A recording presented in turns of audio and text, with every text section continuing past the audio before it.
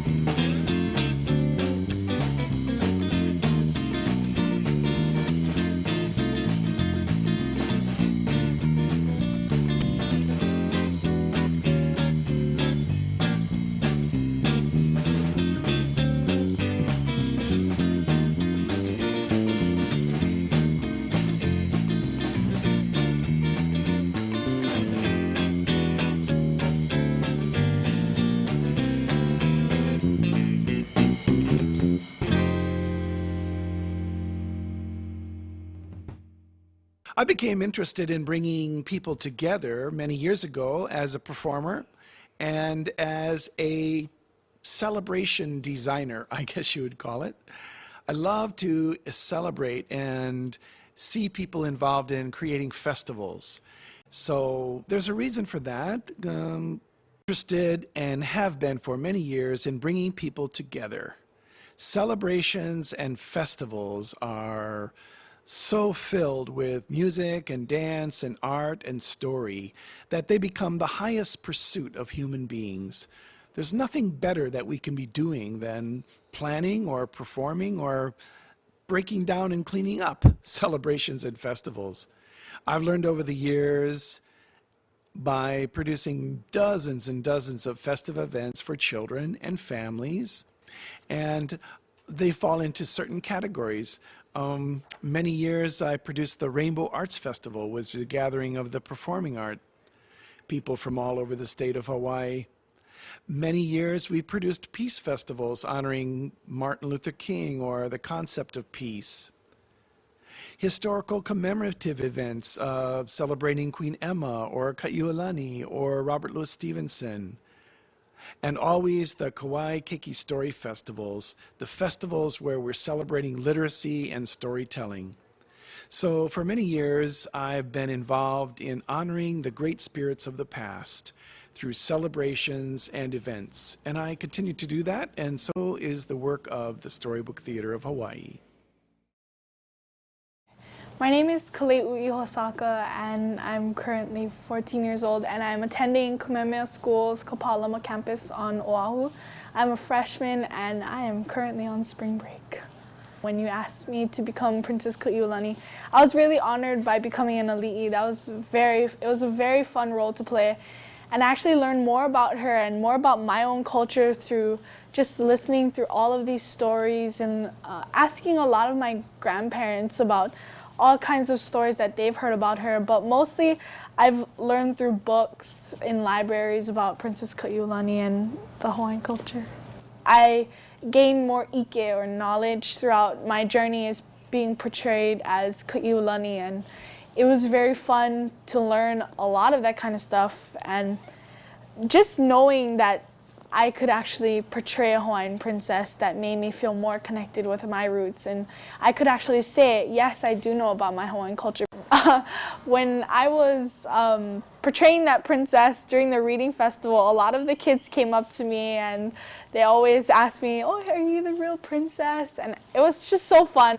I remember I had to learn the princess wave, and that was so fun. It was just really fun to portray that.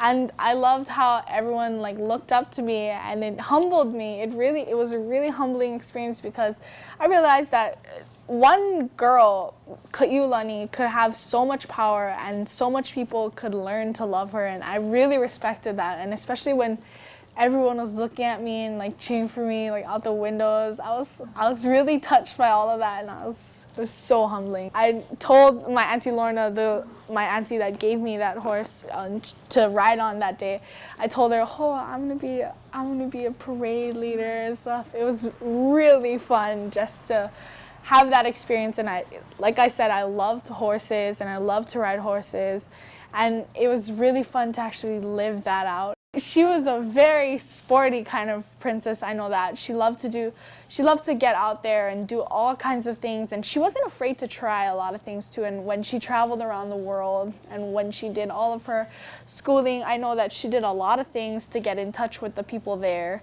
And when, like you said, when I think she brought surfing to Europe, actually. I would want the kids to know that she was a princess, and she wasn't just some princess that you hear about in the stories, but rather she was a fierce princess who didn't let anything stop her, and she was a very good person, and she cared for her people and her family and everyone around her, and she let her Hawaiian values take over her life, and she was a very good person. And I'd want the third graders to know that don't let anyone stop you from your dreams, which is what Kaiulani wanted to do.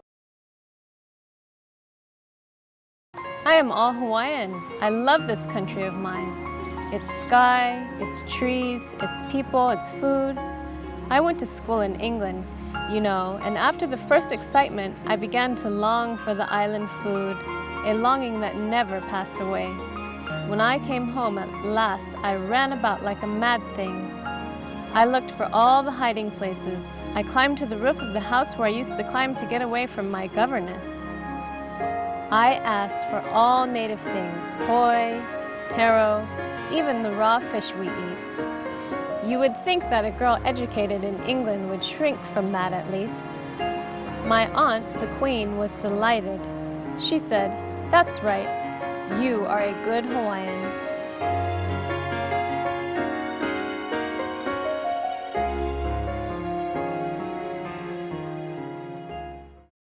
Forth from her land to mine she goes, the island maid, the island rose.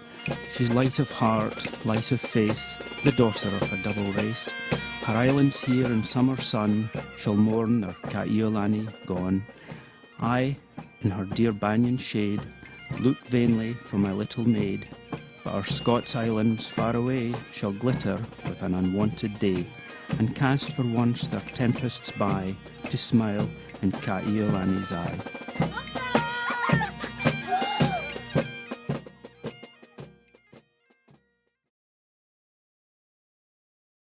"4 years ago, at the request of Mr. Thurston, then a Hawaiian cabinet minister, I was sent away to England to be educated privately and fitted to the position which by the Constitution of Hawaii I was to inherit.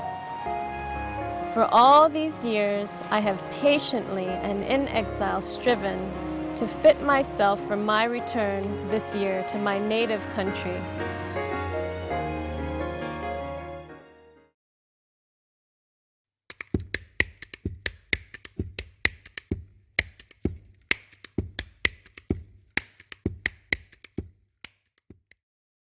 So I'm the Director of Cultural Services.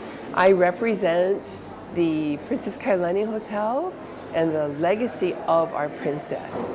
So my work is to bring to our guests the story of our princess, to share with them her essence and her spirit, as this is where she walked, this is where she played, this is where she spent her very young years, right here in Waikiki, right on the Ainahau.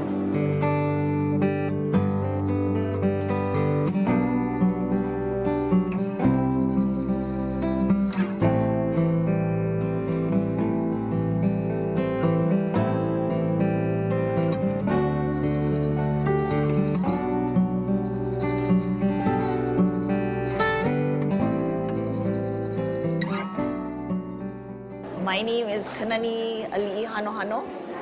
Okuda. I am from Queen Emma's line, heritage line. I'm the general cashier for the hotel, and I also am a cultural liaison person. So I take care of all the cultural and the historical knowledge of Kaiulani. I first learned of Kaiulani through hula when I was at the age of 5. My parents were dancing for Maiki Ayu Lake at that time, and I was around the halau learning through hula from Auntie Maiki. The spirit, the mana that's on this property, the people that are working in this hotel are very aloha. They share aloha, they give aloha, a lot of warmth and aloha here.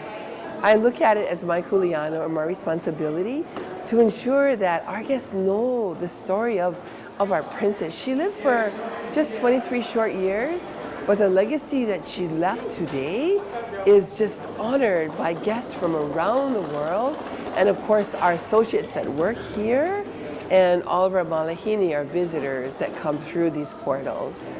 I often reflect her coming down through Waikiki on her pony ferry. I also picture her going to the ocean and surfing, and I've seen her surfboard at the Bishop Museum, and it just excites me thinking that she rode the waves.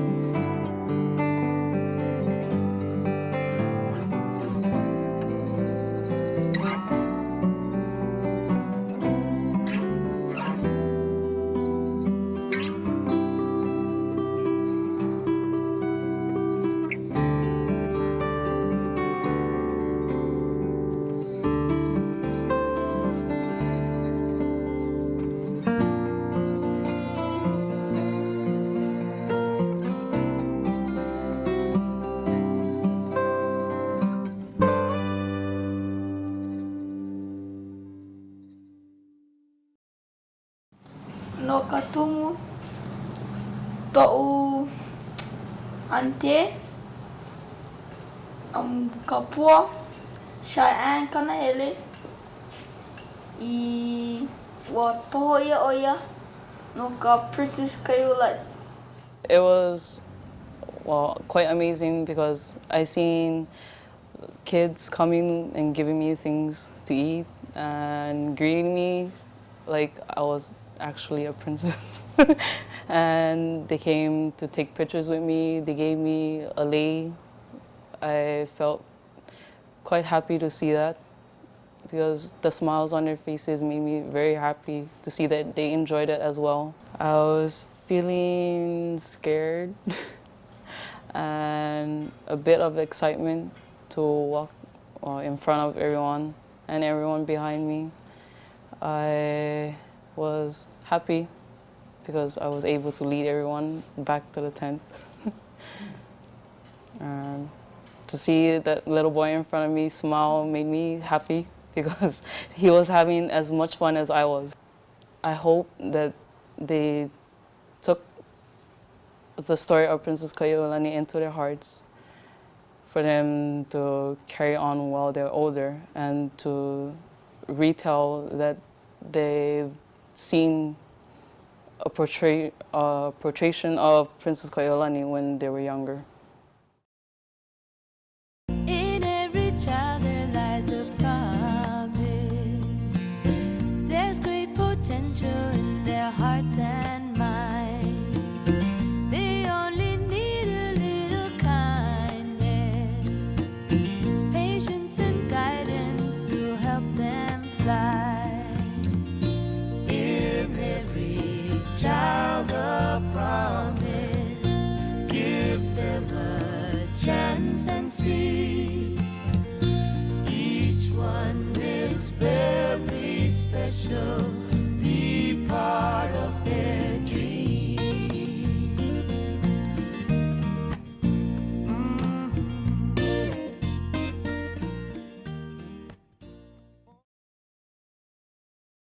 Well, Princess Kaiulani is such a strong soul, and when I was playing her, I wouldn't say necessarily that she entered me, literally, but I kind of felt an immense, overwhelming feeling of strength and honor, and it definitely was empowering as a young woman.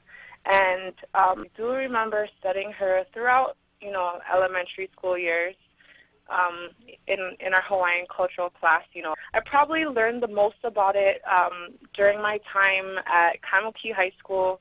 I think it was sophomore year. We went into history, Hawaiian history. So there was a Hawaiian history class where we kind of went more into detail, but I grew up kind of knowing about her. I believe that it is very important to study the life and time of Princess Kaiulani, especially for the youth of Hawaii. We need to know where we come from and our history, and it keeps us strong as a people. It's part of our culture, and it's never ending. I am now told that Mr. Thurston will be in Washington asking you to take away my flag and my throne. No one tells me even this officially. Have I done anything wrong that this wrong should be done to me and my people? I am coming to Washington to plead for my throne, my nation, and my flag. Will not the great American people hear me?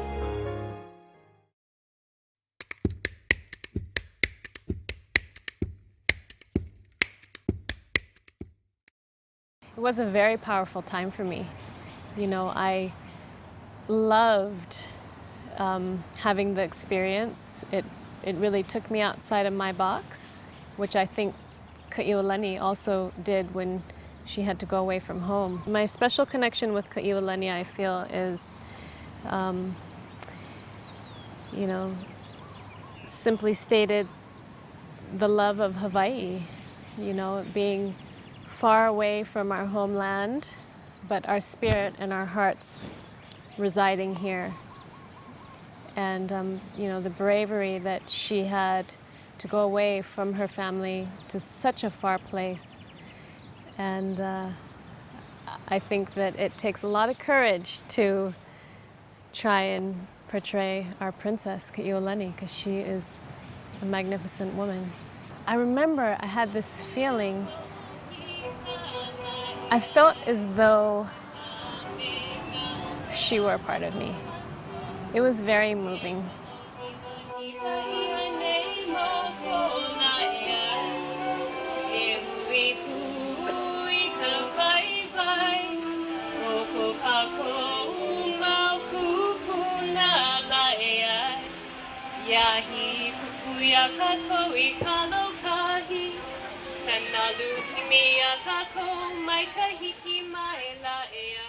I wanted to make sure that I brought her to life in a way that would be pleasing to my kupuna. Well, she held a great strength. She wanted to come home and to help her family, and not just her family, but her family, the people of Hawaii. So to have that courage and the strength to, want to stand firm and strong and tall for your people, I think is very encouraging, to stand up in what you believe and what you feel is right. The silver ship, my king, that was her name, in the bright islands whence your fathers came, the silver ship at rest from winds and tides, below your palace in your harbour rides, and the seafarers sitting safe on shore, shall eager merchants count their treasures o'er. One gift they find, one strange and lovely thing, now doubly precious since it please a king. The right, my liege, is ancient as the lyre, for bards to give kings what kings admire. 'Tis mine to offer for Apollo's sake, and since the gift is fitting, yours to take, to golden hands the golden pearl I bring, the ocean jewel to the island king. Unbidden, I stand upon your shores today, where I had thought so soon to receive a royal welcome. I come unattended, except for the loving hearts that have come with me over the winter seas. 70 years ago, Christian America sent over Christian men and women to give religion and civilization to Hawaii. Today, 3 of the sons of those missionaries are at your capital, asking you to undo their father's work. Who sent them? Who gave them the authority to break the Constitution, which they swore they would uphold?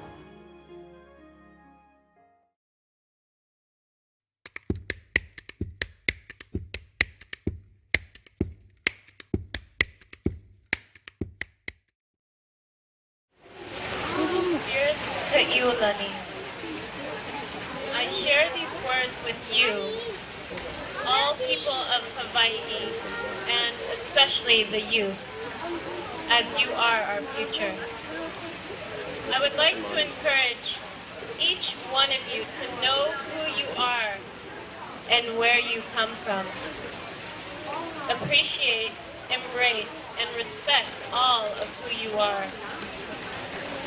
If your love is swimming or surfing the ocean or climbing the highest mountains, we are all keepers of this land. Our ancestors lived off this land. The land and sea took care of them, so naturally they looked after the land and the sea in return. The world is changing at a rapid pace, and we cannot forget what really is important. Our kupuna, aunties and uncles have so much to share. We need to listen with open hearts and clear minds. They will help us to see a better day. And may Akua be with us, guiding us with the strength and courage for that better day to come. My dear Kaiulani of this present day, my wish for you is the same for all of our people. To walk in truth, listen to our hearts, and to act on our hearts' behalf. Today I, a poor weak girl with not one of my people near me, and all of these statesmen against me have the strength to stand up for my people. Even now, I can hear their wail in my heart, and it gives me strength and courage. I am strong, strong in the faith of God, strong in the knowledge that I am right, strong in the strength of 70 million people who in this free land